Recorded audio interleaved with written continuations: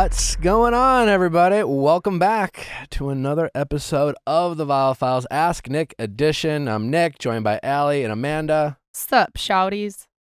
Okay. I wish Every week you need to say something just as awkward and out of pocket as that. I love Allie's out-of-pocket comments. Yeah, look, they sort of it's a value add. Yeah, because sure. it's like there's some situations where you want to go ungrounded. I would argue intro of a podcast, you want to go in ungrounded. Yeah. And they unground us. Shorty. But speaking of ungrounded places, I was in Vegas. Yeah, she was. For 2 nights only, perfect amount of time. For your birthday. Yeah, it was. You'll have had your birthday. Yes. Okay, so when you're listening to this, thank you. My birthday was on Friday. But I went, so my 2 best friends from college, it's really fun because one of our birthdays is a week before mine. The other one is like 8 days after mine. And so it's this really fun like birthday festival. We live together most years. And so it was like always like we'd have like just like 2 weeks of like party time, like just like celebration and friendship. So we planned a little Vegas trip because it had been a really long time since we've seen each other. It was so fun. And I had a moment, I think I kind of went ask Nick on their ass at the blackjack table because so On your friends? No, on Random strangers? Random strangers on a key. Like, was a dealer pressuring him to hit them and you're like, oh, respect your boundaries? Well, so, okay. Are you a fuckboy? So what it was is like, so I made the mistake of playing blackjacks on the machines, which they're rigged. And after I told people that, I was like, I feel like they were rigged. Everyone's like, oh yeah, they're rigged. I was like, fuck. I lost most of the money that I'd allocated to spend. I sold a fancy headboard on Facebook Marketplace I'd been meaning to get rid of for a while. So I was like, this is my gambling money. Okay. So I went in with a budget. And I lost a lot of that budget. So I was like, you know what? I'm just going to, I don't want to like blow through this in the night. So I'm going to go like sit at the tables. Like, you guys make real money now. Anyway, go ahead. Rent is shockingly expensive. No, I know LA's expensive. Yeah, it's like I do be choosing to spend a lot of money on improv every week, and that's a personal choice. Okay. But plus it was a headboard that needed to go, and it was serendipitous. But I was at the blackjack table. I could not afford the minimum bet, and I get secondhand excitement like just watching people gamble. Sure. So I like join these 2 people like sitting there.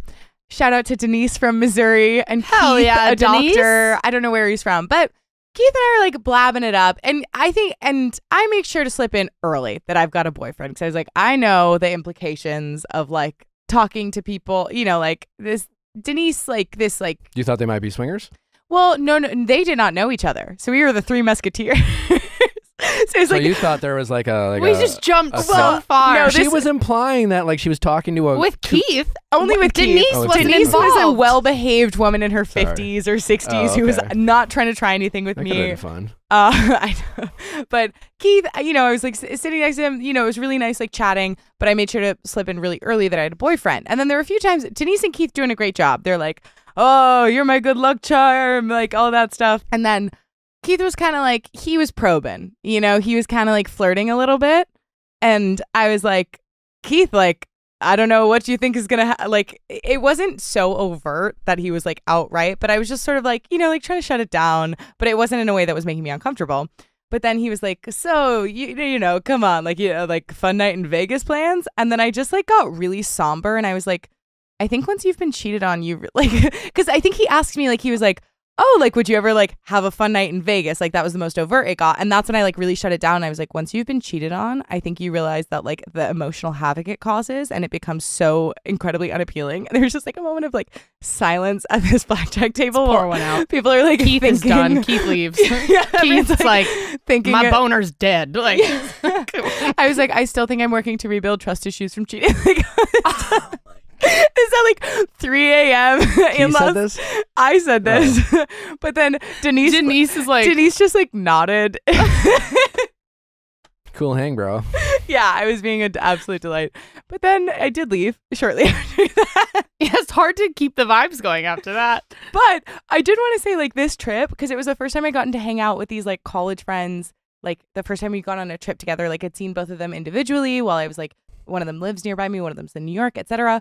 But I realized, I was like, there's something so special about college friends that I think also applies to love, where it's like, these are the first people who teach you that like you can be loved and cared for like the way the people who have been surrounded you since day one love and care for you. And obviously it's different. You don't have that same shared personal history. They don't know your parents as well. But I was like, it is so beautiful because like college friends show you that it is possible to find friendships in life that are like so full of like nurturing and love. And I was thinking about that and I was like, a fucking ode to second love. Like we talk so much about first love and about how like exciting and special and romanticized it is, but like second loves are so like the first time you learn that like that person doesn't have a monopoly on love, that's amazing.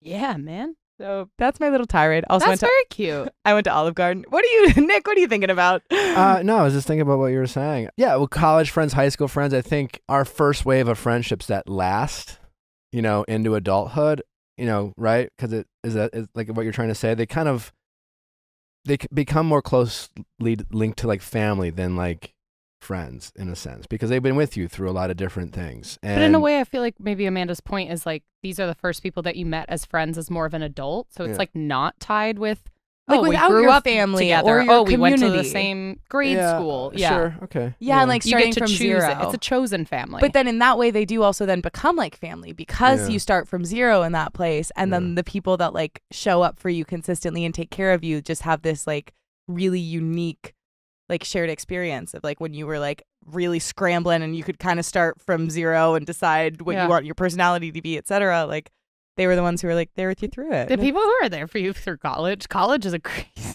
like the highs and lows. They've seen some shit. Yeah. And she went to Olive Garden. I went to Olive Garden for the first Huge. time. This is a huge moment in I waited life. tables there in college. Oh my God. God. Also shout out to Maria at the Las Vegas Olive My Garden. God. Keith, Denise, Why? Maria. Why? Because also if I were single, I would have pursued Maria.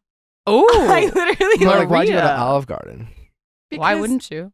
It's Like we got disgusting it. food. You make real money. Excuse but me? It's disgusting. What do you mean? It was a crisp salad. I did the Their Unlimited salads, breadsticks? those salads fuck. The I love breadsticks? them. Those salads fuck. Their salads fuck. I did the unlimited soup salad and breadsticks. I didn't even go for Okay, pasta. fine. Okay. And it was everything I needed and Their more. salads are good. And Maria, if you're listening to this, she did an amazing We job. just talked about cheating. No, I know, but I'm just saying she's a great person. You can But say if Maria, if you're listening to this, Maria, if you're sliding my DMs. No, if you're listening to this, keep doing you because she was Keep so doing you, Maria. like she just had really good energy and was really kind in a way that came off as like so authentic and not too much, which is hard to pull off in the service industry. this show is sponsored by BetterHelp. Therapy is a very scary thing for a lot of people, and I think sometimes it's scariest the most for, in some cases, people who might need it the most. It can be very terrifying to address those issues, and you got to find someone. It's like it seems like a whole ordeal. And the best thing about BetterHelp is they make that process of kind of taking that first step into therapy super easy and seamless. You go to their website, you take a quick assessment.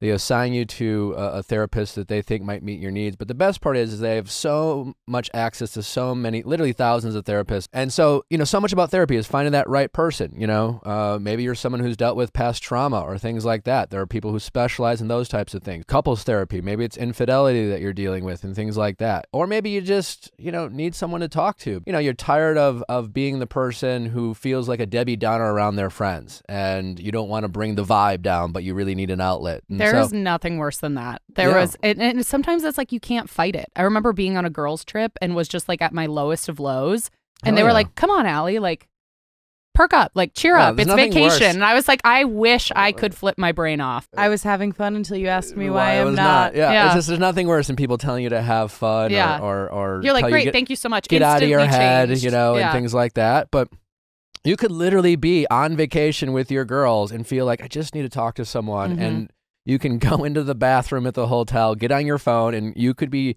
getting a therapy session in moments. It's definitely possible with BetterHelp. So, if you've ever thought about it, considered it, wondered, we just highly recommend. So if you want to live a more empowered life, therapy can get you there. Visit betterhelp.com/VIALL today to get 10% off your first month. That's betterhelp, HELP.com/VIALL.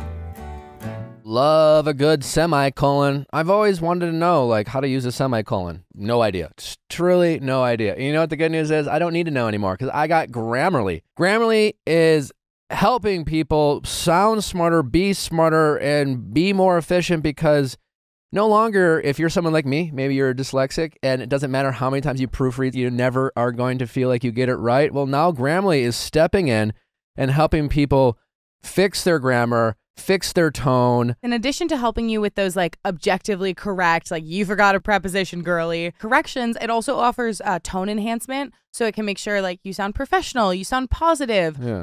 I am shocked at how many times when I think I'm communicating in a way that is confident, they'll be like, hey, don't say I think or I believe, or the way I'm phrasing it stuff is really roundabout. And there's a much more kind of like concise, direct, yet still polite way to phrase things. So Grammarly is awesome for helping you not only make sure what you're saying is correct from a grammar standpoint, but that it's also kind of what you want to be embodying as you communicate with people. They also have a ton of other great features, advanced spelling, grammar, punctuation, and conciseness suggestions to ensure your writing is professional, mistake-free, and clear. And time is your most valuable asset, and that goes for everybody. And I always think about that. I'm like, that is why the most professional, busiest people end up hiring assistants or people to do that. I feel like Grammarly is a built-in little assistant in your computer. Go to Grammarly.com/tone to download and learn more about Grammarly's premium advanced tone suggestions. That's GRAMMARLY.com/tone. Allie, how are you?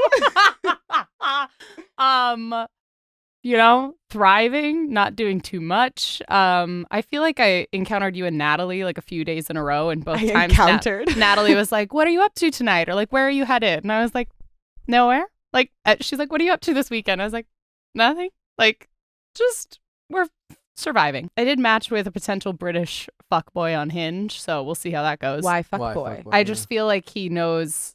Like he had, like, you can do the voice things. Like he purposely did a voice one, and it was like, how do you pronounce my name? And his name is Christopher. And he was like, I'm going to level with you. Play it. I don't have a hard name to pronounce, but I just wanted you to hear my British accent. I might be different than what you normally like, but tell me, how's your voice sound? Yeah. Allie, you should send him a voice where it's like, hello, my name's Allie. Hello, I'm Allie. Like the worst accent you can possibly do. Have you seen Just Go With It? Like the little Bailey Madison character who does the whole thing in a British accent. And she goes, can I do an accent? Adam Sandler goes, can I hear it? And she goes, hello. And he goes, no. That's you. Okay. He laughed. The fuckboy giggle. My name is very easy to pronounce. I just wanted to say something in my English accent because I think that it sounds quite good. And maybe a bit different to what you're used to. Let me know what your voice sounds like. Okay, cheers. What if I was like, hello. Hello, Christopher. You should start really obnoxious bad accent, and then get like into a really good accent, and then finish with your American. Okay, great. Yeah. Just do a wheel of. So you haven't responded? No. Well, okay. So we matched. What's he look like? He's good looking, and he's 6'1". Yeah. Not that height is the only determinant. He's 6'1". Shout out to Short Kings. Good work. Go. He is 6'1". You're gonna respond? Yeah. Well, so we matched. And then I don't like to send the first message. So we matched, and then he said, let's go on an adventure. And then I said, where to? He hasn't responded yet. I think you should, this is a mischievous pitch that it would not resolve. I think you should harass and be like, my bags are packed. I'm at LAX. Which terminal? Where the hell International? Are you? Ready for our honeymoon. Yeah. I'm in love. You told me to start saying I love you sooner, so maybe it'll be to Christopher. You should send him a voice memo that's like, how do you pronounce my name? I love you. I love you.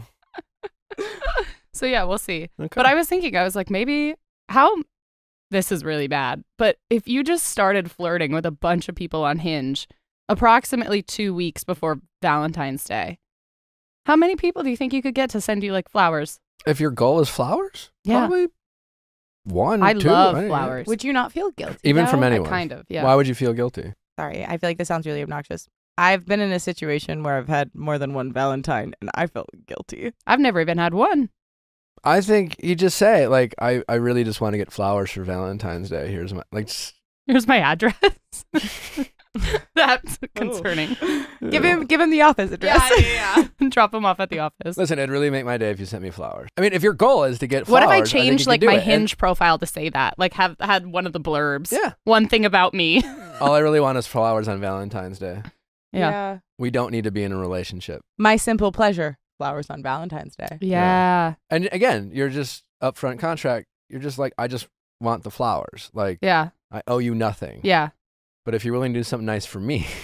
So this I just had a flashback. Back. Freshman year of college. Speaking of college friends, my freshman year of college was, or around Valentine's Day of freshman year, was Big Little Week, which is when you don't know who your big is, but they like will decorate your room and like send you things. It is the most thoughtful gifts you will ever receive. And Valentine's Day was like that Friday of Big Little Week, and she knew that I loved The Bachelor. And so she arranged like a bachelor date. So the night before, Thursday night, this guy in a suit pretended to be Chris Harrison met me at my dorm and was like, handed me a date card and was like, how are you feeling? Da da da da da. And then like the first date card led me to the student center where a guy was waiting with a rose. And then I had like another one. Like there was like 3 date cards and 3 different bachelors that like met me with a rose. And then at the end, I was supposed to like pick one of them. That's so fun. Yeah. Mm-hmm. Okay. Had my own bachelorette experience. Here we go. I have a question, which is how often, like, I feel like with British Man, it's like you're excited about him on Hinge. Mhm. How often would you say you match with someone you're like, okay, I'm excited? I'll get excited easily. It'll die faster. Okay. Yeah. And does it tend to die at like the messaging phase? Yeah. Okay. Yeah. Like when they say anything. Immediately. But for anybody listening who's like, and listen, I think there's so much value in Palentine's Day and Galentine's Day and me, myself, and Islandine's Day. But I also think if you are someone who knows right now that you would really love to have a Valentine's Day situation, hit the apps now. You gotta set yourself up. Do some swipe marathons. Yeah, It's be coming. a little proactive. Get Yeah. out there. You know, even if you fatigue yourself, you can always take a break post Valentine's Day. Absolutely. Be a fun Yeah. story. Get out there. Have some fun. And in the spirit of celebrating love, I am going to Breakup song of the week. Well, first, I am going to bombard you with Yay-SMR. So this is something it's like so exciting whenever we hear from people who are like making choices that are serving them and are saying that the show is helpful. So I just wanted to read one of those little messages. Are you going to read it in ASMR? And then we can celebrate them. Well, I was going to read it in a normal voice, then we could congratulate them. Okay. No, Do you want the whole thing in ASMR? Yeah. Okay. The puppet and the cook. Hi, Nick. Amanda. I think you have to go a little louder. I think it's like a loud whisper. Sorry. There you go. Absolutely heinous. Ah! Nick, Amanda, and Ali, love your show. Love the recaps. What a Love weird it voice. all. I said louder. I didn't tell you to put a That's how ASMR people do it. hi. Love the recap. Love That's the good. show. That's good. Yeah, I don't. What's That's the really word? good. Okay, do you want me to do it like that? Yeah. I just wanted to think. What is with this voice? I'm being you. But I did my voice. You're doing a voice. Just do your voice in ASMR. I am not a great whisperer. Just Why can't you? just wanted to thank you for filling out. For filling. Why? Like you sound like you're having an orgasm right now. That is not what I sound like when I'm having You're an like orgasm. quivering. You're like. You think I'm like I'm coming? No. Mom, I want to come home. I'm scared. Do you want me to give it a go? Yeah. Love your show. Love the recaps. Love it all. Just wanted to thank you for filling in the days that I deliver with fun and interesting topics and conversations. I'm 58. I'm a 58-year-old woman, and I love The Bachelor. Been watching since Ben Flajnik's season. I was in a situationship with a married man for 10 years. 10 years. Yikes. We were pretty much over these last few years, but we would still text and talk and sometimes get together. And he would send me random happy birthday, Merry Christmas, etc. texts, which would quite honestly left me feeling down, empty, and resentful. Listening to your show gave me the courage to end it completely. I called him one day after our last conversation, wished him well, and asked him not to call or text anymore. Anymore. He did a couple more times, but I didn't respond. Haven't heard from him in a while. I'm finally free and won't be making those same mistakes again. I wish there was a bachelor for people my age who live a quiet life, still look and feel good, and have a personality, but just don't date much. Congrats on all your happiness and success. A loyal fan. Kathleen. Can you say just quickly, if you cannot afford your medication, AstraZeneca may be able to help. If you can't afford your medication, AstraZeneca may help. No more married men. Good job. How was that? Get the love. We have to congratulate now in ASMR. Congratulations, Kathleen. You're getting the love you deserve. This is a super weird segment. Yeah. Anyways, thanks for the kind note. And good job. I hate that you were dating a married man for 10 years. Ooh. Don't love that. But it's over now. It's over now. I bet you have some apologizing to do to people. Just a thought. Breakup song of the week before we get to our callers? Yeah, let's hit them with a quick breakup song of the week. Somebody that I used to know by Goite and Kimbra. Ah, yes. Who looks just like Katy Perry. It's crazy. And this person said, I want to highlight, quote, now and then I think of all the time you screwed me over, but had me believing it was something that I'd done. So I am actually going through a very difficult breakup right now. My ex and I broke up about 2 months ago. We were kind of on good terms, but with lots of resentments. We had no communication for 1 month and started talking again 3 weeks ago. It was good to reconnect again. We thought we could be in each other's lives somehow, as we both said we still cared about each other and had a special bond. But this week, shit hit the fan. He had a fight and all the resentments came back, and it hurt so bad that I feel I gave to start the work that I feel I have. She means have. I have to start the work of getting it over all over again. He did something very bad to me and blamed it on the feelings and traumas he had from our failed relationship. So yeah, I regret not having kept him out of my life when I could. I need to move on now. So shout out. And what's the song again? Somebody that I used to know. Do you know that song? It's like dun, dun, dun, dun, dun, dun, dun, dun. Join us. I really, guys, I'm trying to connect the dots. I really am. Yeah. Now and then I think of.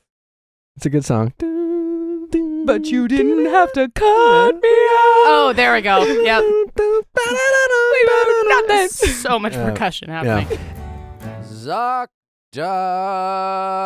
Guys, should we talk about my hot chiropractor again? I didn't know you had one. Found a hot chiropractor. Well, Guys. ZocDoc does show photos. So Yes. if you're looking for a hot doctor. I found a hot chiropractor in Denver. His office just sent me a text the other day and said, it's been over 30 days since your last adjustment. And I debated to myself, do I fly to Denver just to see him again? Maybe. That's how easy that process was, and that's how much I enjoyed my time with him. I could go on for days and days about insurance in this company and the ways that I feel about it. ZocDoc, I believe so passionately that it is an amazing value-add service. First of all, it's absolutely free. Amazing. We love. Second of all, you can put in your insurance, like they have every single policy, not just like the overarching carrier, whether that's like United, Atina, whatever else, but the specific version. And within that, if it's PPO, HMO, all that stuff. So you know for sure when you're booking a visit with a medical provider that they are someone who is going to take your insurance. And then also you've been able to look at reviews. So there's like a component of also like of trust where you've gotten everybody to weigh in. You know, let's just be real here. Every once in a while we wake up, there's some sort of rash going on or a feeling that we just need some peace of mind. And rather than wait in line at some sort of urgent care that takes forever or scouring the internet for a doctor that hopefully is available the next month, just go to ZocDoc and find a peer-reviewed doctor in your area that takes your insurance that's available within the next 24 to 48 hours. So go to ZocDoc.com/VIALL and download the ZocDoc app for free. Then find and book a top-rated doctor today. Many are available within 24 hours. That's ZocDoc.com/VIALL, ZocDoc.com/VIALL. No better way to start the new year than a refresh in home decor. So whether It is like redesigning the guest bedroom or maybe a new dining room set, a kitchen table, maybe some outdoor furniture. Article has you covered in all those departments. Article is the easiest way to make your space look beautiful. They have a combination of a boutique furniture store with the comfort and simplicity of shopping online. Article's team of designers focuses on beautifully crafted pieces, quality materials, and durable construction. It's got a mid-century Scandinavian and industrial and bohemian kind of designs. Really cool stuff, very modern, looks great, super affordable. I've always gotten a ton of compliments on my Article furniture. You can too, and it's super cost efficient because they cut out the middleman. There's no these showrooms and things like that. You know how to buy furniture, just go online. You don't need some like expensive person who's just like, can I help you? Can I help you? Can I help you? Oh, you like this? You like this in your kitchen? You know, like or whatever. You don't know me. You don't need the upsell. Yeah, you don't need the upsell. So save up to 30% over traditional retail prices by going to article.com/VIALL. Article is offering our listeners $50 off your first purchase of $100 or more. To claim, visit article.com/VIALL and the discount will be automatically applied at checkout. That is article.com/VIALL for $50 off your first purchase of $100 or more. All right. Well, don't forget to tune in this Thursday for another episode of Better Date Than Never. Whoop, whoop. Our show all about dating, people's stories, all those little kind of idiosyncrasies of dating. It's been a fun 3 weeks leading up to this one. Do not miss. It's 9 p.m. Eastern, 6 p.m. Pacific. If you have an live. Apple iPhone, you can download it. Download the AMP app in the Apple iPhone app store. But we also had a listener email us, and they found a hack for if you don't have an iPhone. You can go to the AMP website. So it's onamp, ONAMP.com. And while you can't necessarily call in because you're not on the app, you can still listen to the show live. Do not miss out. All about dating. Bachelor recap tomorrow. Going deeper on Thursday. You do not want to miss this week. And we have something. I'm just going to tease it right now. We have a very special Going Deeper episode. It's real good. Juice. Tea. If you are a reality TV fan, it's on par with, like a Victoria and Greg type of correct story that hasn't been really an interview that has not yet been conducted that the people want to know about. Mm-hmm. I'd say we got the exclusive. We got the exclusive. I'd say it because we did. We did. Yeah, we did. So, and if you're loving our episodes and excited for that, leave us a 5-star review. There you go. We love those reviews. All right, let's get to our callers. Question time with Nick. Let's ask Nick your sexy questions. How's it going? Good. How are you? Good. What's your name? My name's Jenny, and I'm 30 years old. How can we help, Jenny?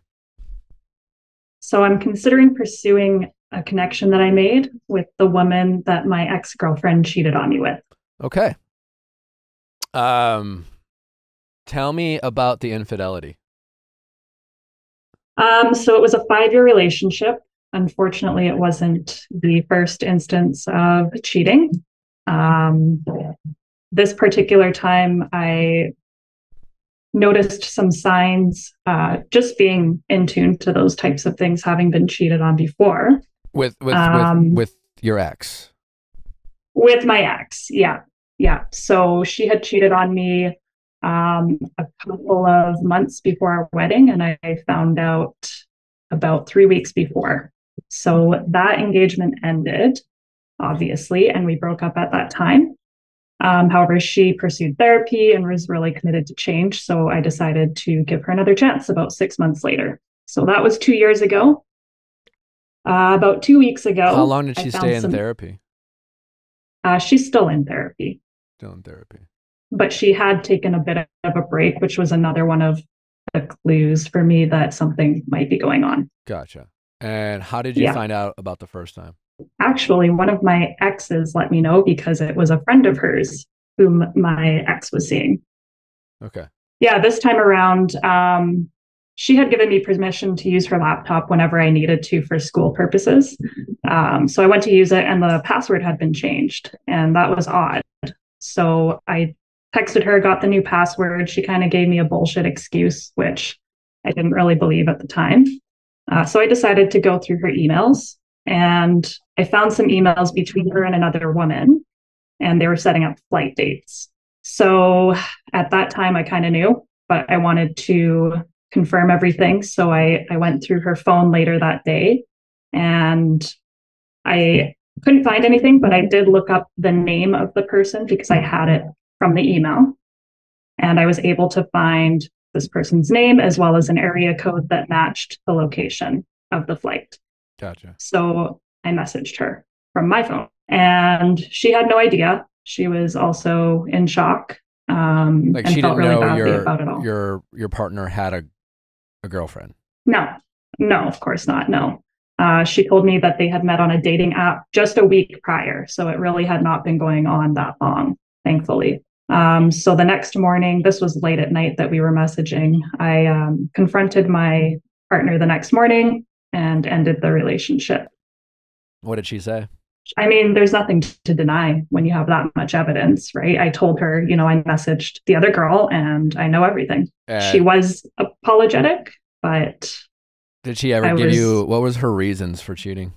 There's really no good reason for it. No, I know. We had been having she went to therapy and shit like that, so I'm wondering, like, oftentimes, and maybe in some cases legitimate, like, I think we all hope that there are people out there that can make mistakes, and some people out there have experienced trauma in the past that might, impact their behavior. That's not an excuse for any behavior, but I'm just, wondering, especially the first time and her going into therapy, like what was it about that gave you hope? Like, what was, it's like, we found this out about this person. Okay, you're not who I thought you were, or whatever. And it's like, oh, well, I need to get help. I need to get therapy. This happened to me, or blah, blah, blah, blah, blah, blah, blah, blah, blah. And then you're thinking, okay, well, I guess if they're willing to get help, then if they can fix the glitch, so to speak, they can be the person that I loved, like maybe for sure, maybe the 90% of them that I loved, or maybe the part of them I loved is 90% of them, but there's that glitch or whatever. And I guess I'm just curious what she said her glitch was, so to speak, that caused her to make these choices. Yeah, for sure. And I wouldn't have taken her back if her reasons didn't make sense to me. And a lot of it did have to do with childhood issues, her core fear of just not being enough and being afraid to let someone really know who she actually is. And then just wanting to kind of leave before someone else has the chance to leave her. So from an empathetic standpoint, I could rationally understand why she did what she did. And that's why I decided to give her another chance. And I wanted to believe that she was making those changes, but unfortunately she backslid. Yeah. Oh, I'm sorry. No, thank you. It sucks. Yeah. It's all now, good. On to the situation at hand.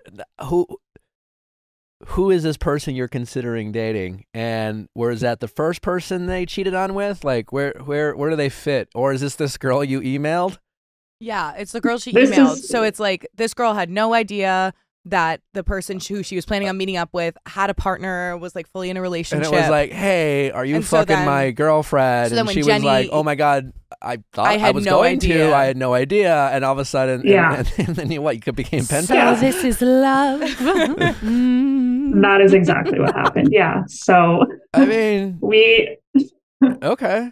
Like, I don't really This is exciting. I don't have a problem with it. Right? Like when you first said it was like, I mean, like the person who participates in, is there any reason whatsoever for you to doubt them? Is there a chance? No. Okay. And does your ex confirm? Did your ex confirm that they had yet to meet this person? Yeah, they hadn't met. In fact, my ex said she didn't actually plan on ever meeting her. I mean, who gives a shit about that? Yeah. Yeah, doesn't matter. Yeah. I think that's just like almost a kind of a weird, fucked up, serendipitous event. Yeah. So, and I guess that's where my concerns are. Is like, I'm worried that I'm. What are your concerns? I guess I'm worried about the association of how we met, like the circumstances under which we met. I'm worried that that's going to maybe cause issues potentially.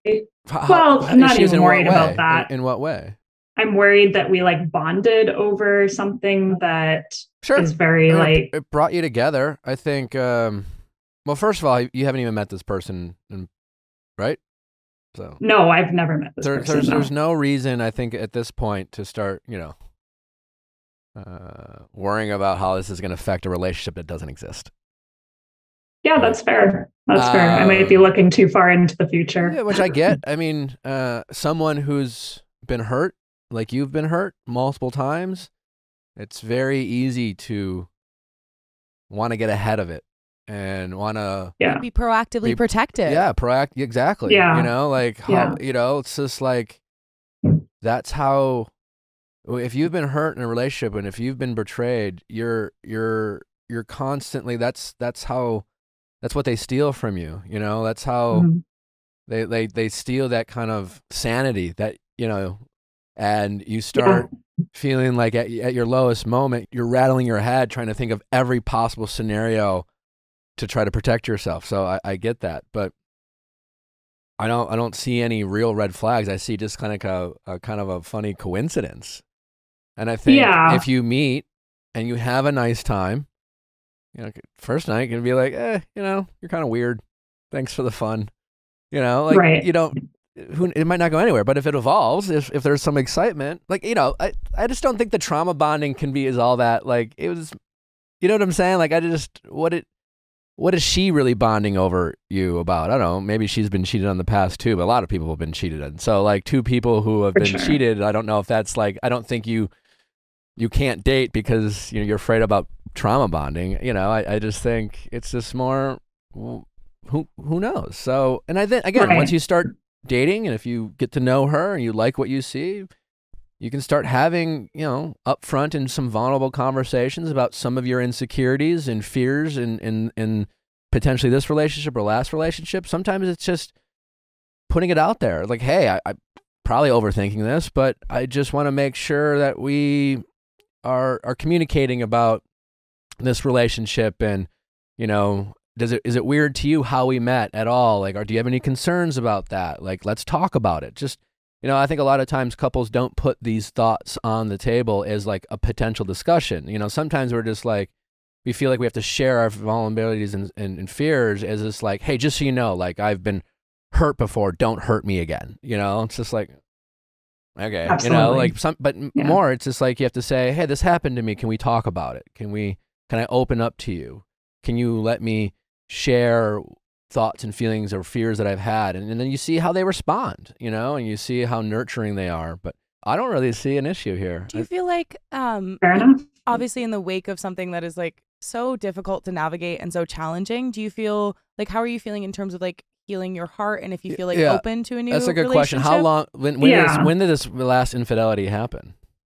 Like 2 weeks ago, which is part of my concern is like, I'm worried that I need to give it more time. Yeah, probably. Yeah. You're definitely not healed. Chances are you're not healed. Right. Have you been getting therapy? Yeah, I have a therapy appointment right after this. Good for you. Let me know if your therapist disagrees with anything we say. Yeah, I think there'd be something to be said about you keeping in touch but slowing things down. I mean, again, she's a plane right away, it sounds like, so no real urgency here. And like as it stands right now, I did cut off communication with her for the reasons that I gave you. And is there a part of you that is pursuing this out of spite or revenge? No, I don't think I'm capable of being that spiteful now. Why not? Yeah, it's a great fuck you. It's an amazing fuck you. I love that. It is an amazing fuck you. It sounds like a nice, nothing matters more to me than character. I think we live in a world that sadly, I think nowadays we care more about what people believe or what we agree with and rather than what people's character is. And I think we give too many people a pass on low character moments just because we feel like they're aligned with our beliefs and shit like that. And so I love that you seem like your character matters to you, but you're allowed to be angry and you're allowed to be hurt and you're allowed to feel thoughts of wanting revenge and shit like that. I'm definitely angry. And I think it's okay to acknowledge, you know, rather than say that you're like not capable of, because like if you're not even at least feeling feelings of revenge, you know what I'm saying? Like that's the thing about character, you know, like we're all human beings. Absolutely. We all feel feelings. The difference between, you know, someone who is so hurt by someone that they want to hurt them back, you know, this is a normal feeling. The difference between people with like, you know, regulated emotions, higher character, morals, like not a is the difference between someone who actually gives into those impulses and someone with a higher, you know, character. Like your ex, whatever feelings that drove to do this, you know, again, like I doubt that you haven't been attracted to other women. You know, I doubt that you haven't been tempted at times, or at least glanced at someone and thought, you know, or I doubt you haven't had a moment or an interaction with someone that thought, I felt a little chemistry there. But the difference between you and her is that you're just like, nah, I'm choosing to be in this relationship. Yeah. And she was like, I'm going to explore this because my own selfish immediate needs trump anything else. I'm just here to say it's like okay to allow yourself to feel whatever it is you feel. How you know, process those feelings, that's going to separate you from other people. But it's okay to feel that. And it's okay to say, I want revenge, or acknowledge the anger, and you know, you're only human. So yeah, that's good to hear. Thank you. Yeah, I'm definitely angry, but I also think, and I don't know if this is something that like resonates with you, but in my experience being cheated on in the past, I did not break up with this person when they cheated on me. We stayed together a bit longer. And when we did finally break up, granted, it wasn't because of infidelity or cheating, there was almost this sense of relief, because even though I was all in on the relationship and trying to make it work and wanted to stay and be there, there was also that part of me that's like, but you've been burned, and are you like leaving yourself in the fire to get burned again? And so I think that's also something that I think can add a whole nother dimension to this like healing, is like on one hand there's this relief, but then there's also still this intense pain. And so I just think there's like a ton of different things to sort through here, and I just like want to validate that like all of them are like fully welcome. Thank you. Yeah, that 100% resonates with me. Like I even told my therapist, like I'm not even sad, I'm just relieved almost. Like I definitely was angry, and still am, but I do feel that relief. The truth can really set you free, but I'd be willing to bet that, I mean, it's only been 2 weeks, you know. Yeah. Tomorrow you could wake up and you could be feeling a feeling that you weren't expecting, you know. Yeah. I would imagine feelings would come in and out like a roller coaster, you know, and things like that. You know, the stages of grief or whatever, sadness, anger, you know, all those things. I think those are real. And I think I went through a lot of those emotions with our last breakup, because I was set at that point. I was trying to move on, truthfully, and I did go through all of that grieving process. And since being back together, like it just hasn't been the relationship that it used to be. And so, in a sense, this was a long time coming, and I think that's why I'm feeling more relief. Yeah. How is there my guess is when you got back together, you probably never fully trusted her.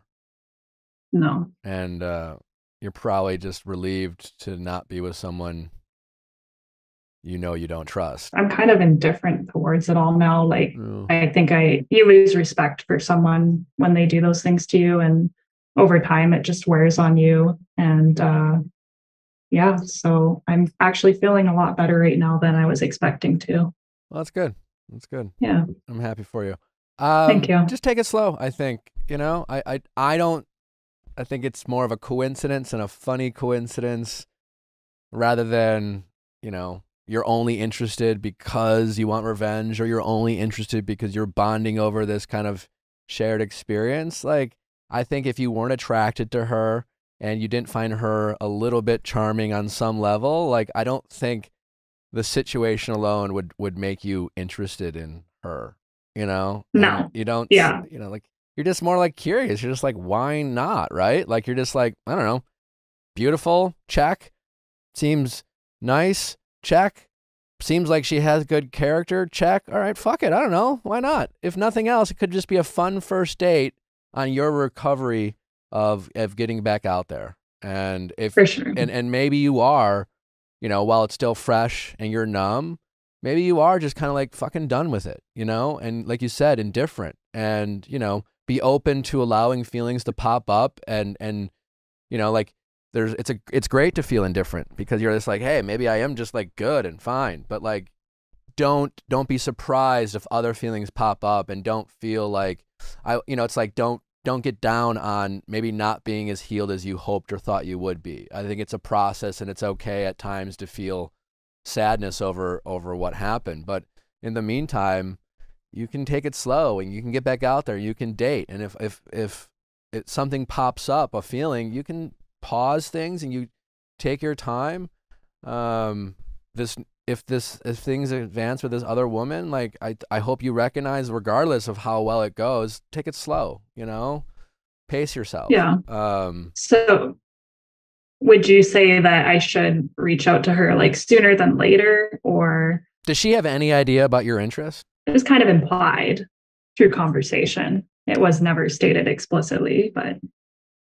So why don't you just kind of like say, check with your therapist, you got a session afterwards, but start texting and just say, hey, this is bizarre, but like, I've enjoyed our chats. I find you, I keep thinking about you, or really something. Attractive, and like, yeah, I'm obviously in a own up to the fact that like I'm in a vulnerable state right now, but I wouldn't mind like keep chatting with you. I wouldn't book a plane ticket anytime soon, but maybe keep the lines of just communication open, just someone during the day to touch base with, or play some, this or that game, or whatever, just have some fun with it, and see where it goes. Just take it nice and slow. And any thoughts of, could she be the one and shit like that, I would try to like, slow down.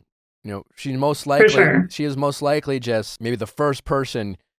Just the fact that you're interested in dating someone else, I think, is a great. I'm so happy for you. Because a lot of times people in your position just like need some fucking time before they're even ready to like. It's just like they have to accept that it is over, and it's hard to like process that it's over because this other person hurt you, and you seem to be there, and that's awesome, and I'm really happy for you. But she could just be like a nice first date, so just take it slow and be mindful of your feelings. Don't be afraid to like, whether it's through meditation or therapy, just, how am I feeling? Breathe, focus on your breath and shit like that. And no feeling is invalid or bad, and just take it a day at a time. Okay. I like that. I think I just needed permission more than anything. Yeah. Like, I don't see a problem with it. If it was if it was like, they were fucking for a while and, and they knew, and I'd be like, red flag, this doesn't seem to be the case. I also just want to like extend a little bit of extra empathy, because like I found sometimes when I feel in dating scenarios like disappointed by another like queer woman or non-binary person, like there's an added layer of like, damn, like I thought like we were kind of like through this shared life experience or like shared identity, like there's usually the opportunity for more like closeness, and it can feel extra disappointing to like get let down in that way. And so I just want to. Why though?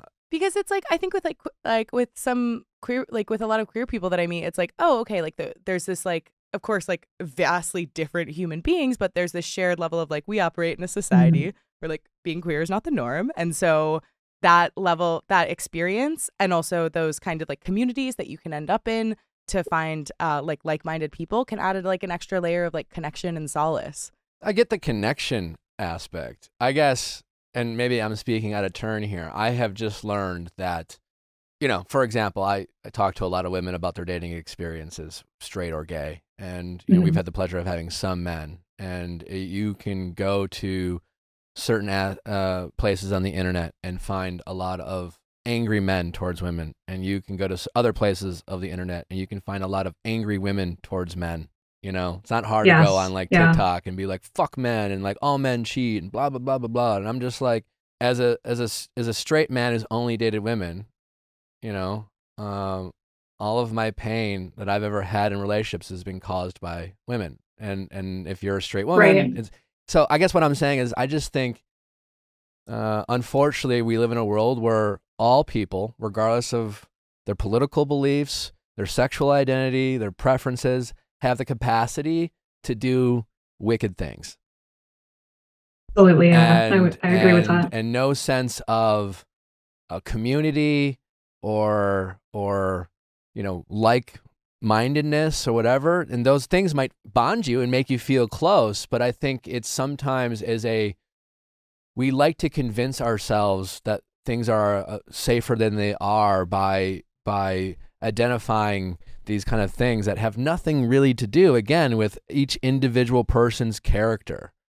Right. And what they do in defining moments where they have choices and when they have temptations and things like that. Because to suggest that the only people who cheat are the people who have moments of weakness or who are tempted, that's not the case. It's and so, yeah, maybe that's just the realist in me, that it's just, no, I totally agree that it is an everyone thing, but I think we're maybe a little bit more predisposed to be aware of that, like for like a bisexual, like to be more aware or hyper vigilant of that in men. Not that that's accurate necessarily, but just like, so there is kind of that added level of like shock, I think, for me when I'm like at mistreatment by queer people. Women can cheat. Sure.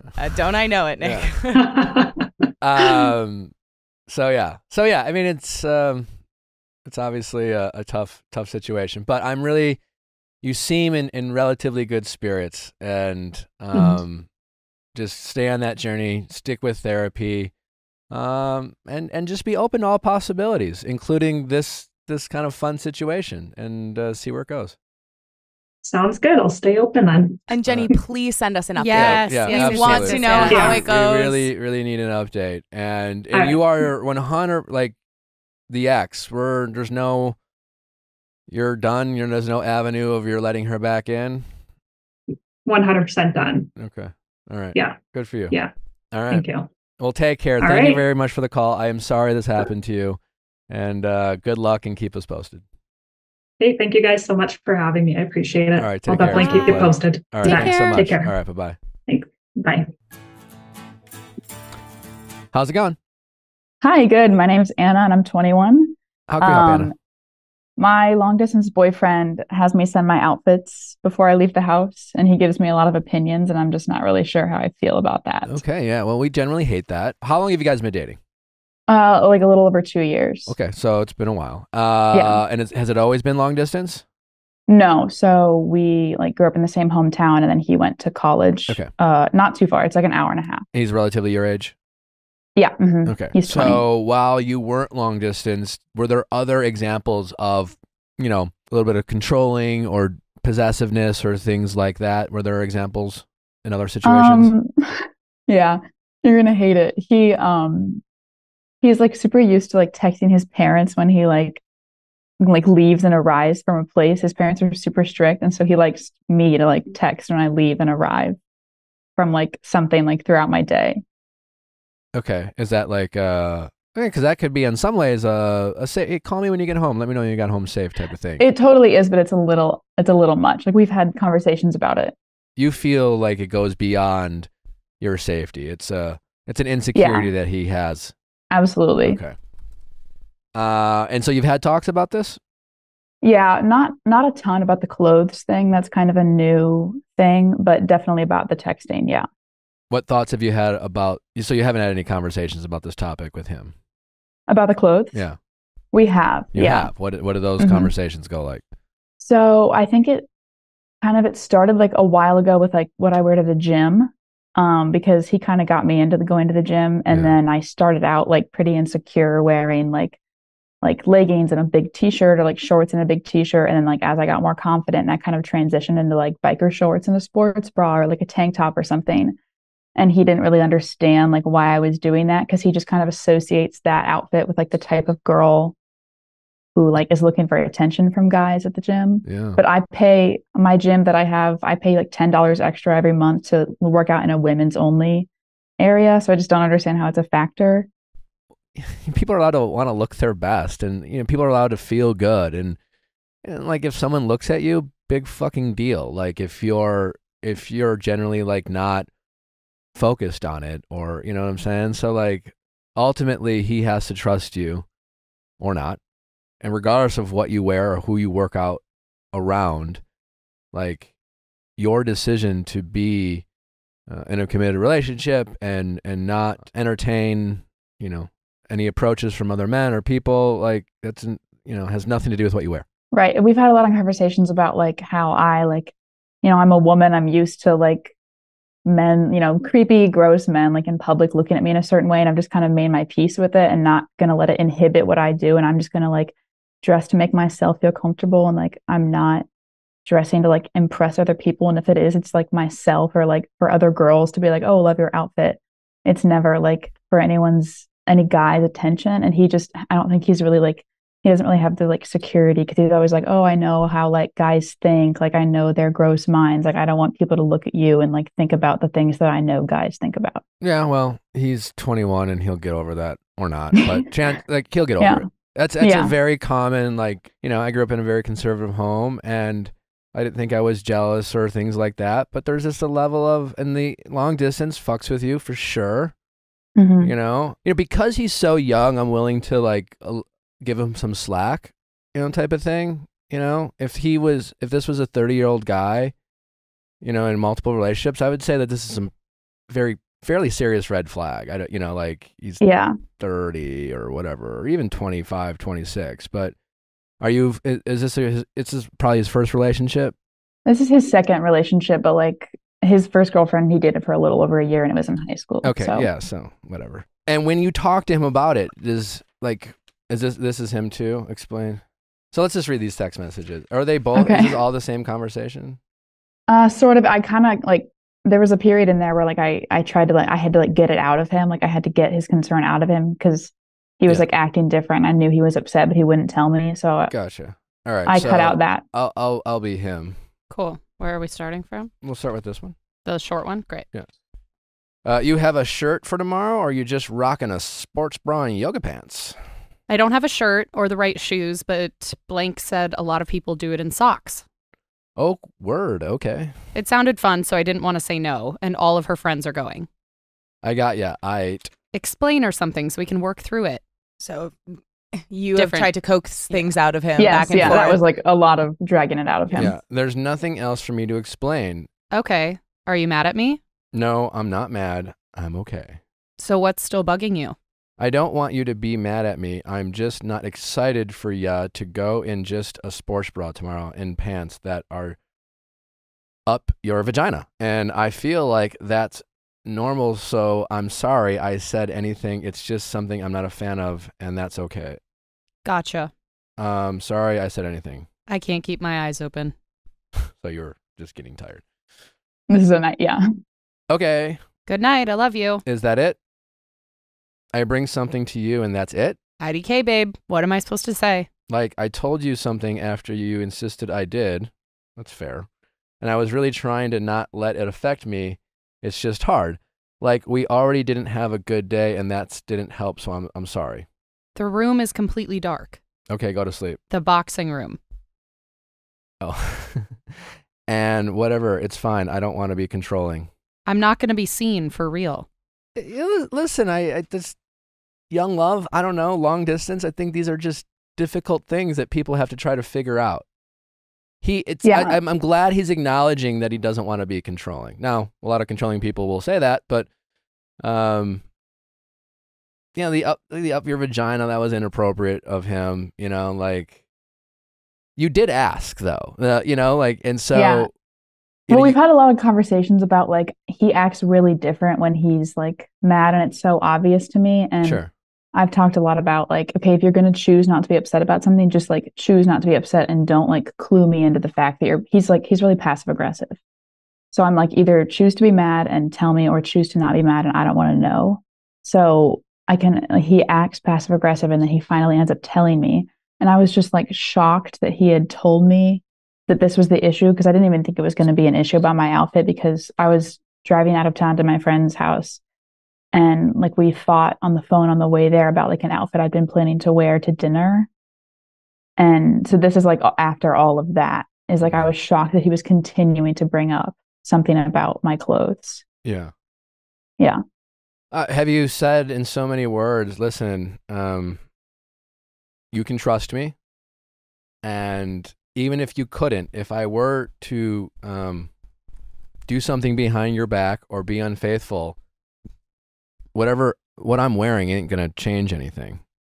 You know, like you're implying that if I wear a sports bra, I am somehow going to be a sluttier version of myself and somehow give in to whatever advances that might come my way, whether it's at the gym or anywhere else, you know? And does he trust you? Does he trust your character?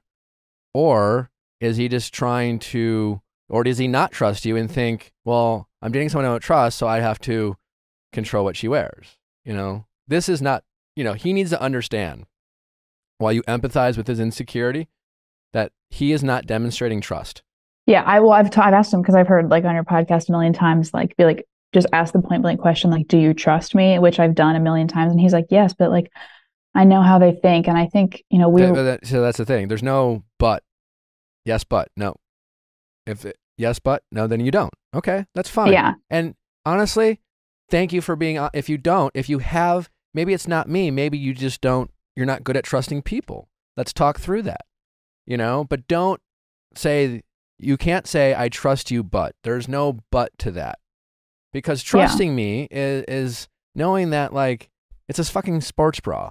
Like, am I not allowed to wear a bikini at a pool?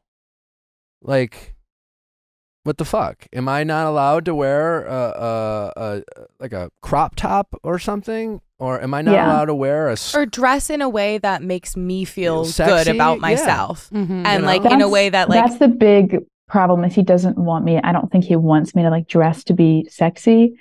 And like, it's kind of, we live in like a pretty conservative area, grew up in a pretty conservative like culture. Yeah. And my friend that I was going to see like grew up there as well, but she has like a real interest in fashion that I do, but none of my friends in my hometown that I live in have an interest in that. So I don't dress that way when I'm at home, like going to dinner. And so I think he's confused by the fact that like when I'm leaving, I'm dressing a different way. And he thinks that I'm like intentionally dressing more revealing, when it's just like, these clothes are cooler than the ones that I wear at home because no one cares about them. That's just what you like to wear.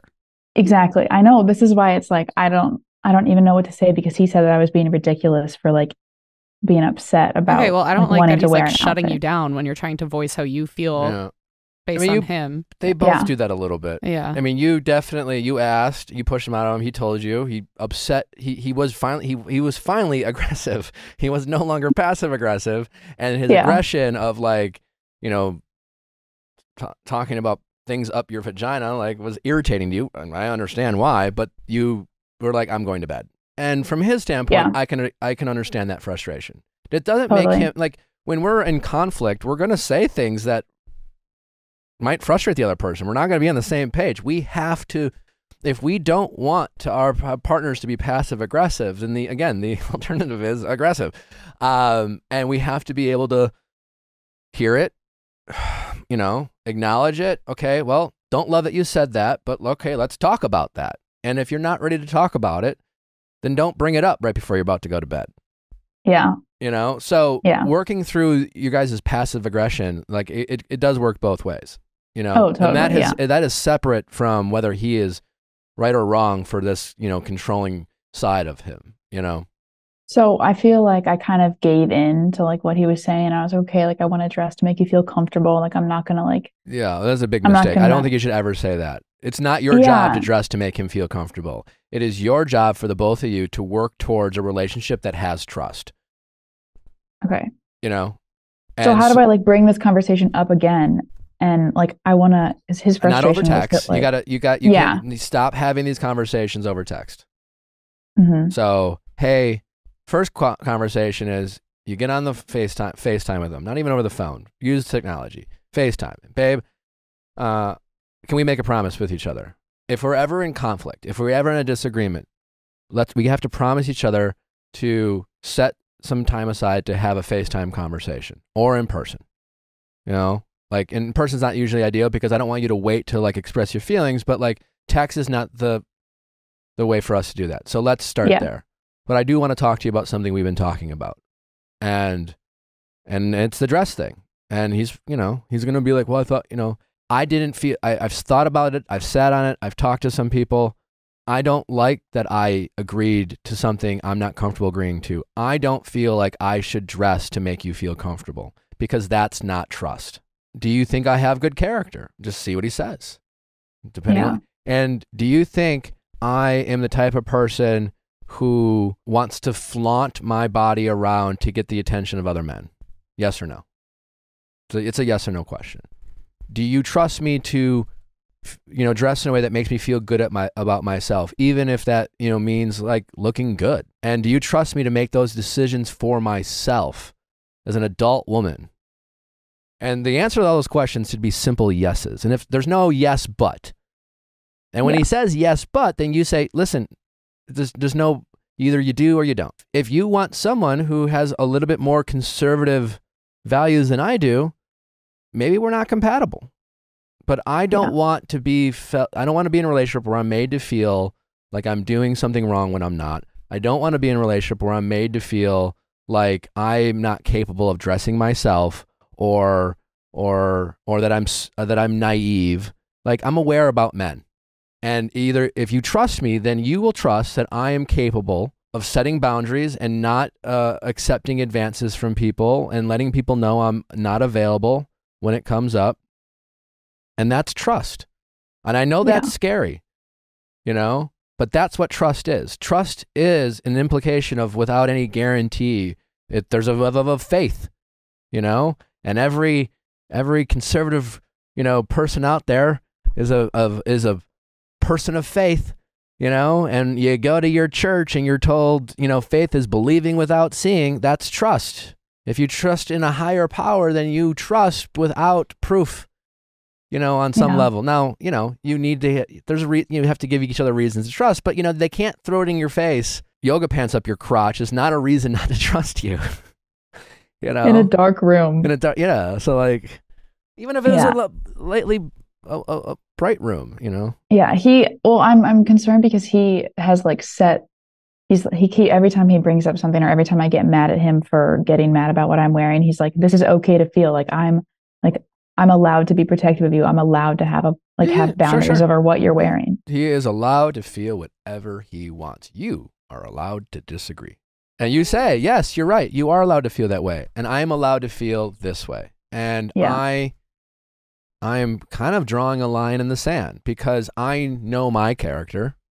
I am comfortable with the choices I make for myself. And I want to be with someone. How I feel is that I want to be with someone who does trust me, who thinks highly enough for me that they think I'm capable of making the right decisions for me and the relationship that I'm in. And I want to be with someone who thinks I'm capable of protecting the relationship I'm in, and without guidance or approval or checking in. And if that's not you, regardless of your feelings, then I'm not sure if we're compatible. And yes, you are allowed to feel however you want, but I am too. And like all this is born of insecurity. And I think I've mentioned to him before, like, I think this is like part, like your own problems, like reflecting on me. And he just is really quick to shut that down. But I want him to like soul search a little bit and like look into like why he's like, because I've told him before that like, I want him to look good because not that I want other people to think he's hot, but it's like, it's nice when someone's like, oh, like your boyfriend's cute. Like that's you great. are And he human beings and you will be attracted to other people. I know that might be hard for like young, more conservative minded people. I know this because I was one of them. And I had very different viewpoints then than I have now. And I've learned that has nothing to do with trust. There are a lot of conservative, super religious people out there who cheat. And they're just more secretive and, they're good at giving off an appearance, but like that doesn't mean anything, Yeah. And he probably thinks that he is more justified because he has similar points of view than as your community. And so, totally. I guess, that's why maybe like, I think it's more, I think instead of pointing out things in him. I think you simply need to find the confidence to stand your ground in your beliefs, stand in your power, and know that what you're doing is okay. And while you want to respect his points of view, he needs to respect yours too. And I need to be in a relationship with someone who trusts me, and I know I'm not doing something wrong here. So I need you to figure out if you're capable of trusting me, and let me know. But I just want to be upfront with you, and I'm not trying to be dismissive, but like going forward, I'm no longer going to really be interested in your opinion in what I wear. And that's not me not considering your feelings. That is me prioritizing mine. The way for you to get through this is to trust me. And and I'm here to help, and I'm here to do whatever I can to help you trust me, but this is no longer a conversation I'm willing to have with you. I also, like, you're doing so much work to empathize with him. You know, you're framing this not as like him being some terrible, shitty, controlling person, but as like an insecure person. And like, that's wonderful. And I think that's a really awesome quality to have in a relationship. But if you're in your head, like, let's say your viewpoint is at 100, his is at 0, and you know that. And so you're kind of already going down to 50 when you are trying to talk to him. And then you have that negotiation, like he thinks meeting in the middle is at 25 when that's way more on his side than it is yours. And I think like for people who do end up I know it's obviously like scary sometimes to throw around words like controlling or things that have like these much greater implications.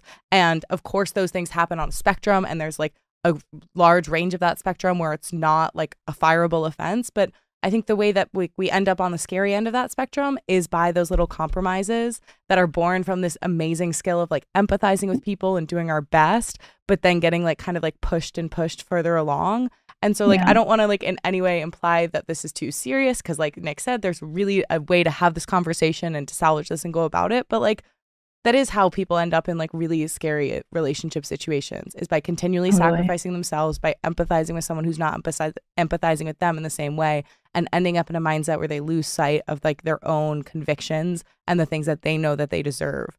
So again, I don't think you're there yet, but I just like want you to protect yourself, because you have so much like kindness to bring into a relationship, and you really deserve to be with someone who's going to like appreciate that and not like abuse that, even if they don't even know they're doing it. Yeah. And I think it comes down to, again, trusting yourself first, trusting your character. And once you realize, regardless of what other people think, I am comfortable with my decisions and this is who I want to be. From that point forward, that's a non-negotiable for yourself. And you really need to stand that ground, because you want to surround yourself with people who accept you for who you are and who you want to be. And right now, he's not willing to do that. And I'm willing to cut him some slack, because there's a lot, you know, he's young and it's scary to be long distance, and I'm sure he's well-intentioned, but he has some growing up to do. And the only way he will grow up will not be by you empathizing with him and giving in and meeting him in the middle here, so to speak, because there's nothing, if you feel confident in your decision and you know you're right, there's no meeting in the middle on that one. Yeah. Okay. You know? Yeah. I mean, that is exactly what I was doing, is like what Amanda's saying, like 25, like I'm at 25% already of my 50, and then he's meeting me there. And he thinks that that's my compromise, when it's like so much more of a compromise on my side. I don't think you should compromise on this stuff. Like, okay. You know who you are, you know you're doing the right thing, and you shouldn't be made to feel bad about that. And if he wants to get on board and work through this, you're willing to do that, but you're not willing to negotiate and make in any way validate this behavior. Okay, wait, can I say one more thing? Yeah. So we've had some issues in the past of like he and his friends like kind of have like gross like locker room talk kind of around like my girlfriend and I, and I've asked him like not to talk about that a bunch in front of me, and there's a lot of stuff that I just laugh at, but it's also just like not super polite, I think. What does he say about that? Well, it's been a long road for him to like not talk about that, but then when we were having this conversation about clothes, he was like, how is it controlling of me to control what you wear, but it's not controlling of you to control what I say. Because what I'm wearing isn't inappropriate and what you're saying is. And if you don't agree with me, that's also fine. We can agree to disagree. Yeah, also, he doesn't agree. Because of that, he's just like, he's negating his own, like, I'm like, you don't get to say, this is what you can and can't wear because guys are trash and guys are gross. And then he turns around and does that exact same behavior.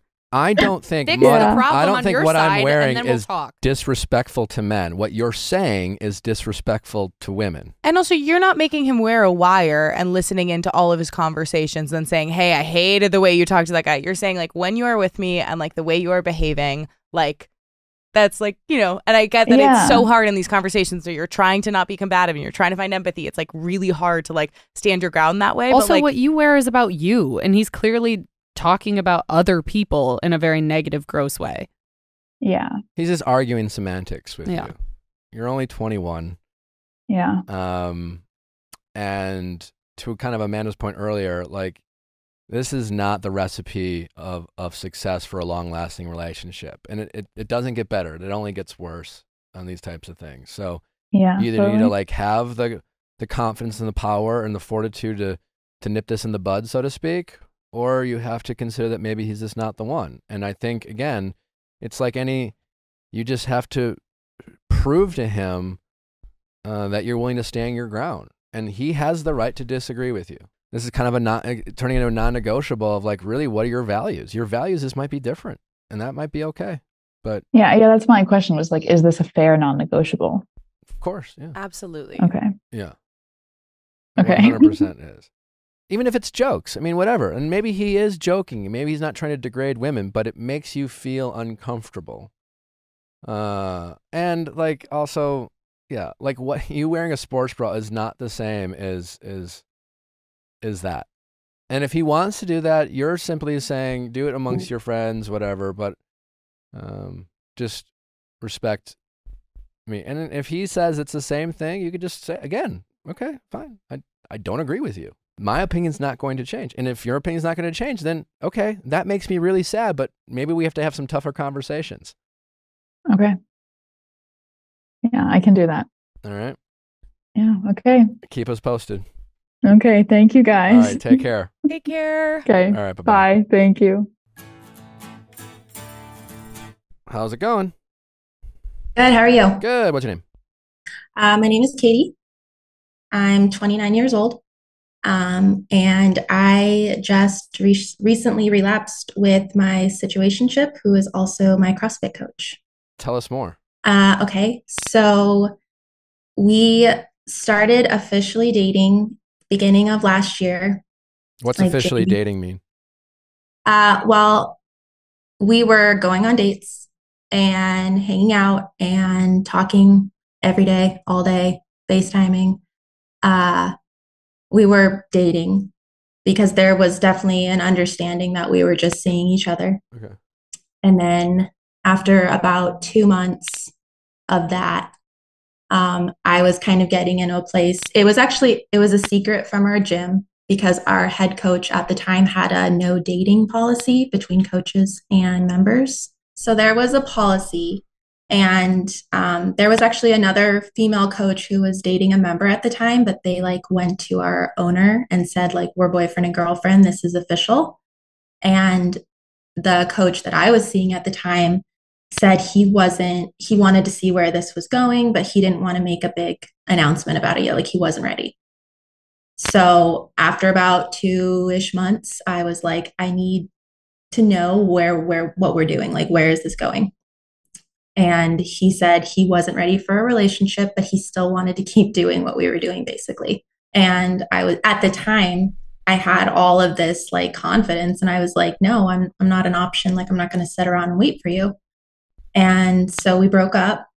The very next day, he's texting me saying he misses me. He wants to be friends. He's used to talking with me all the time. So I am like, okay, like, maybe we can be friends. And that's kind of how we slipped back into this really gray area, because it wasn't a friendship. It was really inappropriate all the time for months and months and months.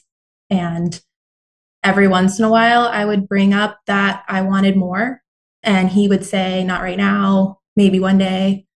I don't know. But it would always be on his terms. Everything that happened was on his terms.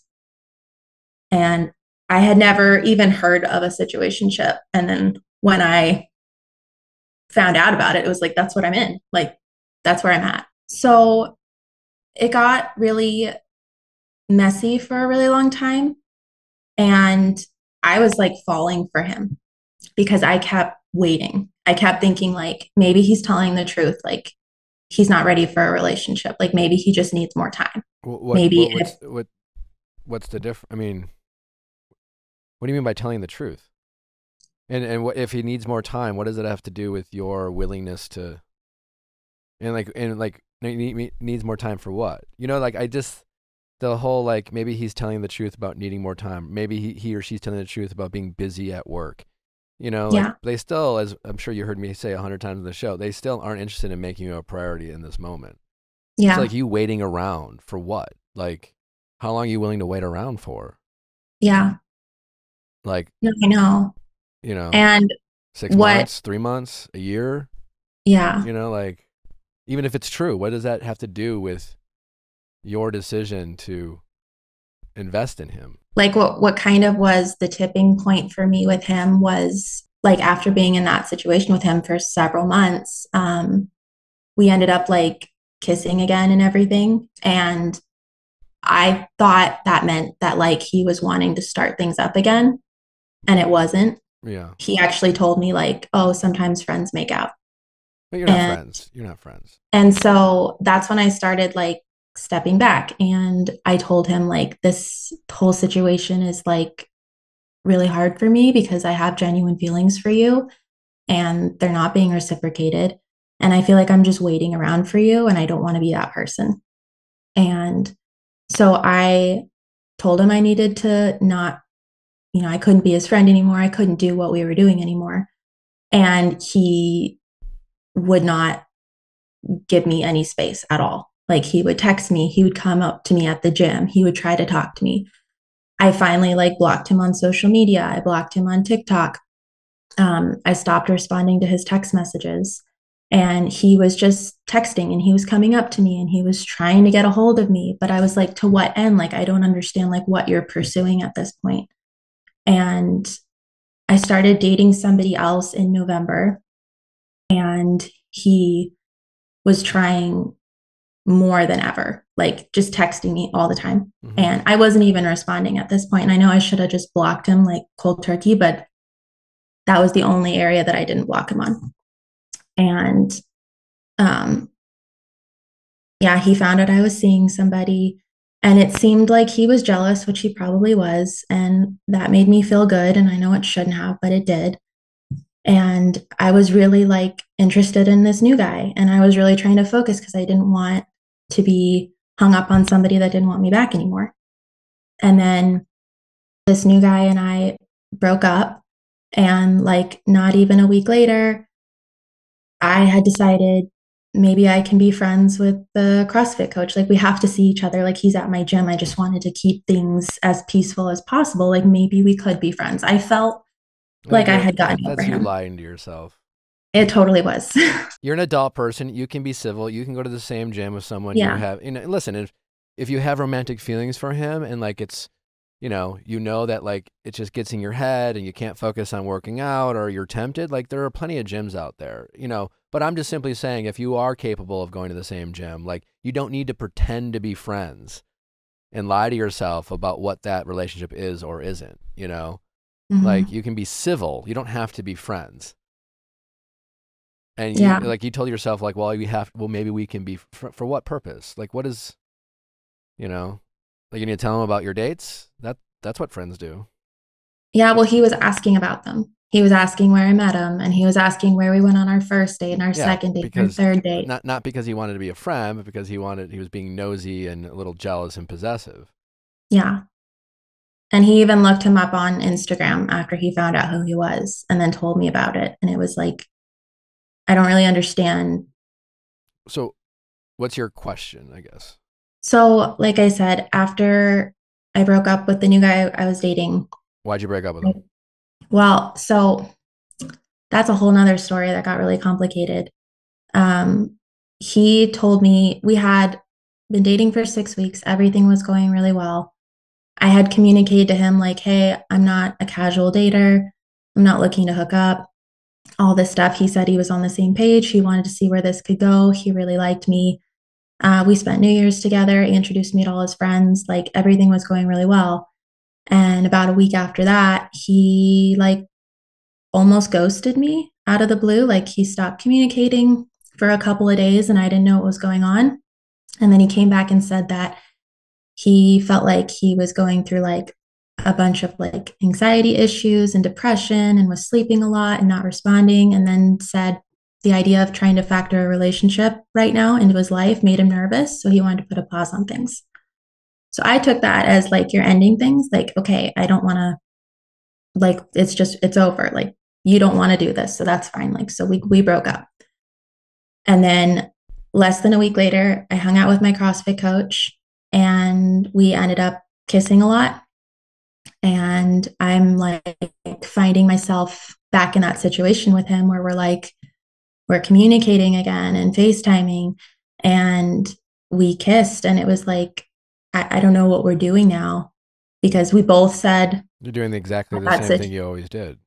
Yeah. So I don't want to be in this situation with him anymore. Like, I don't want to do it. And I knew, yeah, you're right. I was lying to myself. I knew I shouldn't.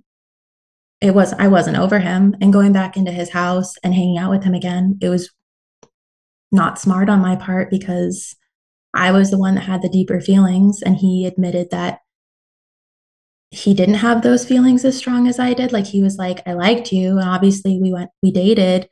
And he keeps saying like, I still find you attractive. Like that means something. Like, well, that's the thing. It's like, it doesn't mean anything. And he also is being honest, but like you want it to mean something. And you're saying that to me, hoping I say it means something. You're like saying it out loud. You're like, you say that to yourself. Like he said, I know it doesn't mean something, but does it mean something? I don't know. Cause like you're kind of willing to take any crumbs he's willing to give you to have hope. And you're just holding on to hope. And you seem level-headed enough and like objective enough about the situation to know, to, you know, for the most part, be honest with yourself, but you're still hanging out. Your problem is hope right now. Yeah.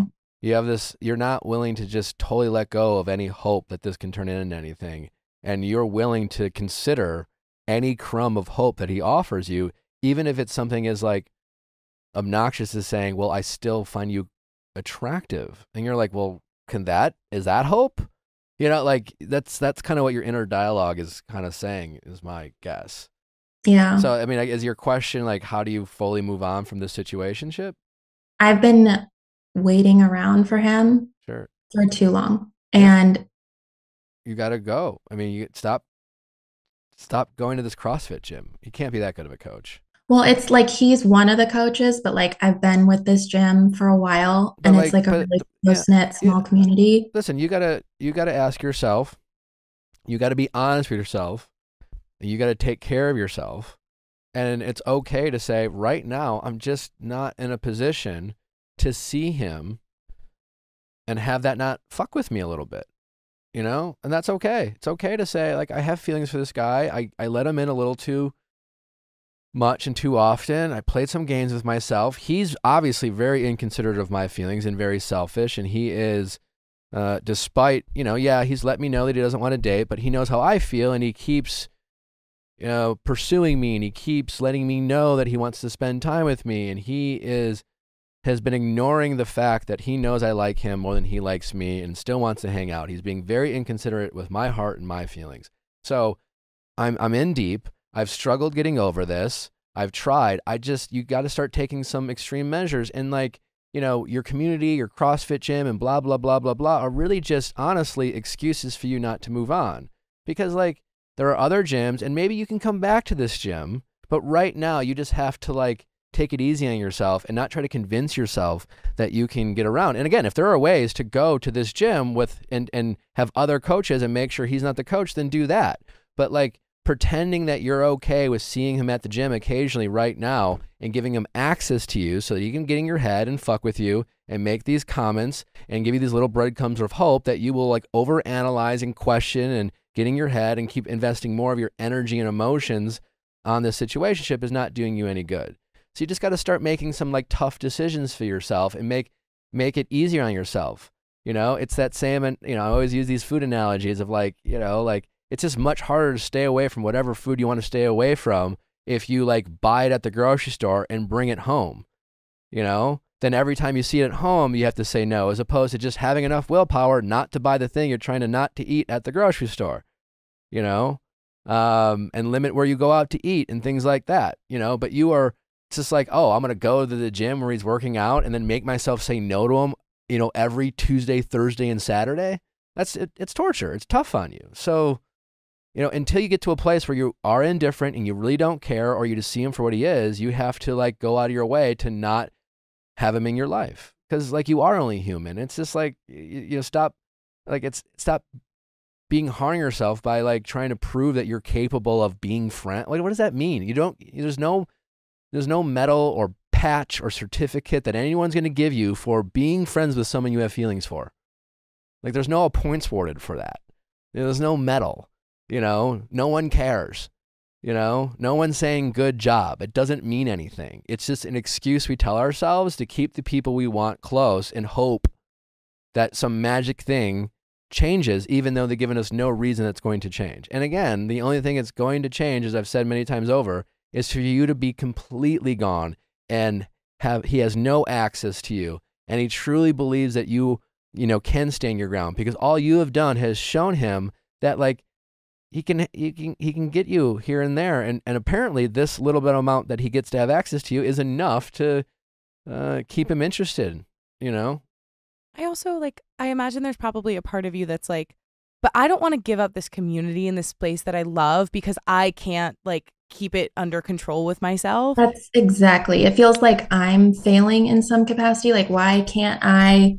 Because I tried, like I had him blocked on everything. I was cordial at the gym.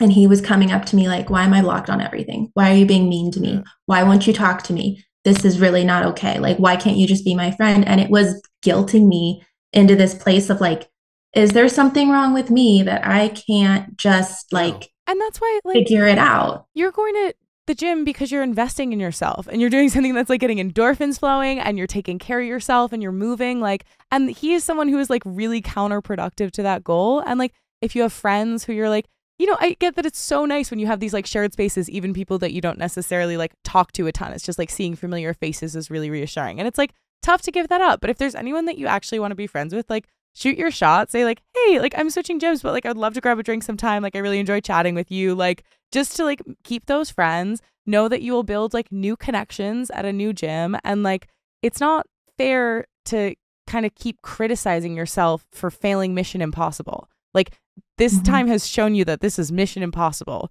to like avoid him at this gym.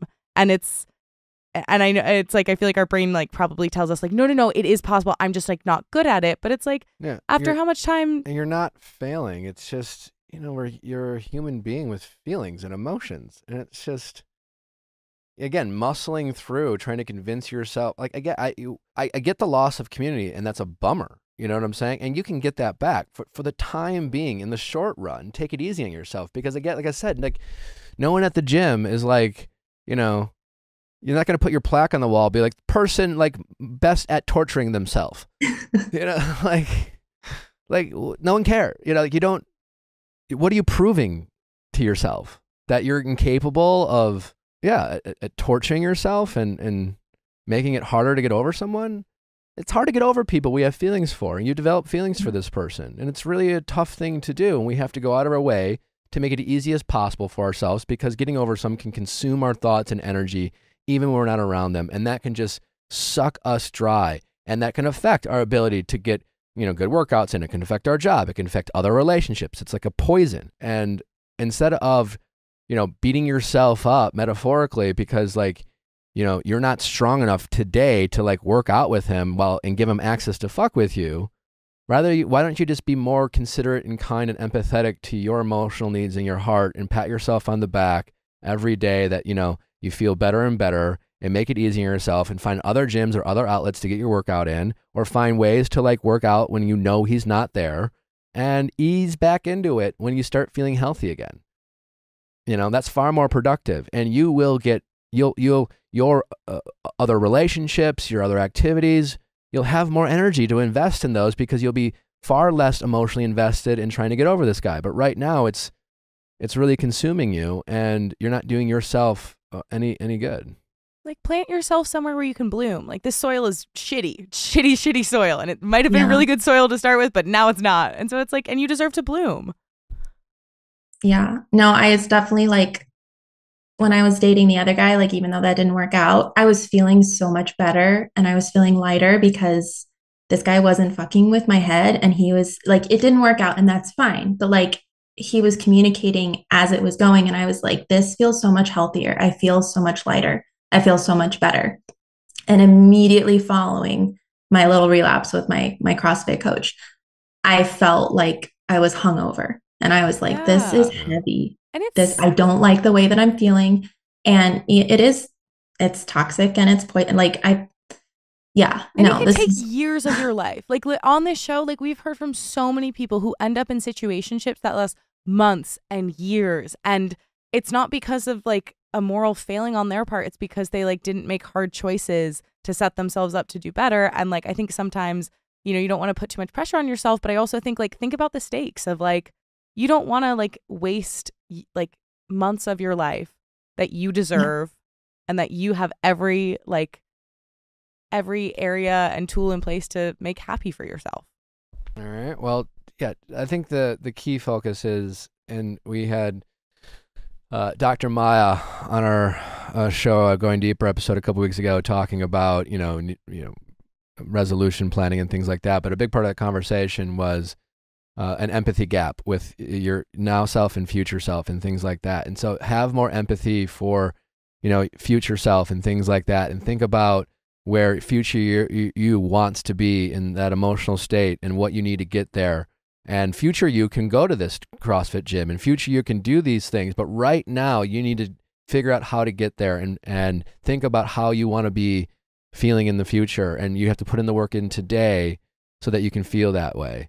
And I think that'll go a long way. And it's okay to be sad. It's okay to, this is hard to do, and there are no points awarded for pretending you're not hurting or pretending that you're stronger in a situation than you are. It's okay to ask for help. It's okay to be sad. It's okay not to show up to events that are going to be too tough. Eventually, you want to challenge yourself to like work through it, but like in the you're not even allowing yourself to get through it, and heal and get over it and accept it. And but you do have to let go of any hope that it's going to come around, and not overanalyze these little breadcrumbs of hope that he gives you. And then I think you need to read this book. Don't take I have your book. Well, read. I read it, and that's why I blocked him initially. I thought I was doing so good. One more pass. Yeah, one more pass. Yeah, I'm gonna read it again. I have it. It's upstairs. Yeah. There's a whole chapter 2 is meant for you.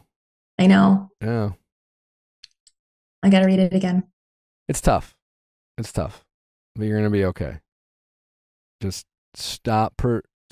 There's no points awarded for pretending that you don't care, or that you're over it, or that you're fine, or that you can be friends with someone that you have stronger feelings for. Well, keep us posted on your journey of getting over him. I love that analogy about the grocery store, because it's it's hard to have this type of willpower consistently. So make it easier on yourself so that you don't have to constantly say no to him right now. Saying no to him right now is simply just not putting yourself in the same room as him and not giving him access to you. That should be your focus. And until you truly feel indifferent, then, there are CrossFit gyms fucking everywhere. I know. Okay? Like, they're like Starbucks nowadays. There's one on every corner. Yeah.